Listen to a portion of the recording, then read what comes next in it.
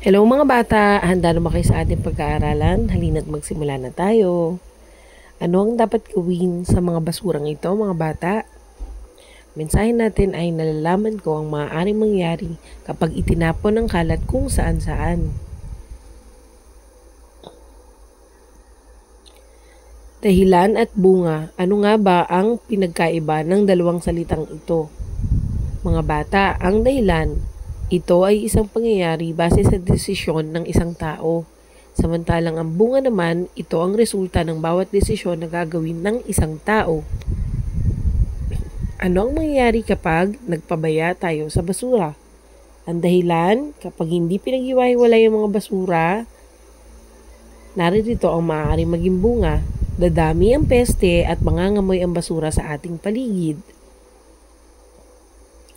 Kapag nangyari yon, maaaring magkasakit ang mga tao dahil sa dumi ng ating kapaligiran. Dahilan, pagtatapon ng basura sa tubig. Ang bunga, mamamatay ang mga isda sa ilog o sa dagat. Wala nang mahuhuling isda na ligtas kainin ang mga tao. Dahilan, pagtatapon ng basura sa mga kanal. Maaaring magbara ang mga daluyan ng tubig, kaya maaaring magkaroon ng baha sa tuwing umuulan. Isa pa mga bata, ulitin natin ano-ano ang maaaring maging bunga ng maling pagtatapon ng basura. Ngayon, oras na para sa gawain. Tingnan ang larawan, sino kaya ang gagayahin mo, kulayan mo ito. Pagkilala sa mga letra. Pagpapakanta ng alpabetong Filipino. Kilalanin natin ang letrang Z na may tunog Z. Mga bagay na nagsisimula sa titik Z. Zebra.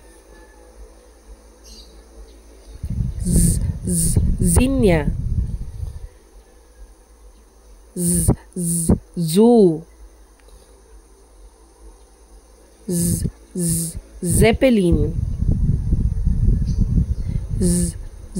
Zero. Zipper.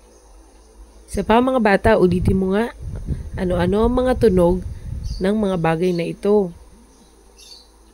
Oras na para sa gawain. Kulayan ang mga bilog na may letrang Z. Pagkilala sa mga bilang.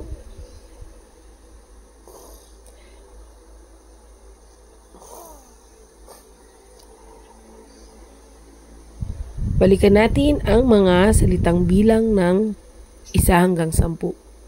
Halina't isulat at bigkasin ang mga bilang na ito. 11, 12, 13, 14, 14,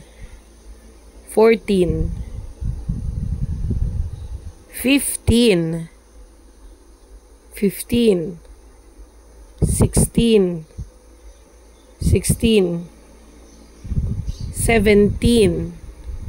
17, 18, 19,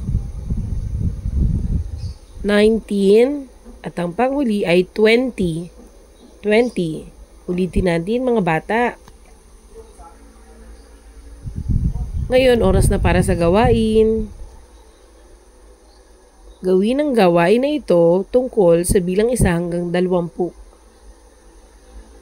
At para naman sa ating wrap-up time, ngayong araw na to, tinalakay natin ang mga sanhi at bunga ng hindi pagtatapon ng basura sa tamang tapunan.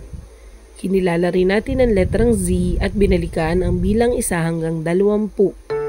Paalam mga bata, hanggang sa muli.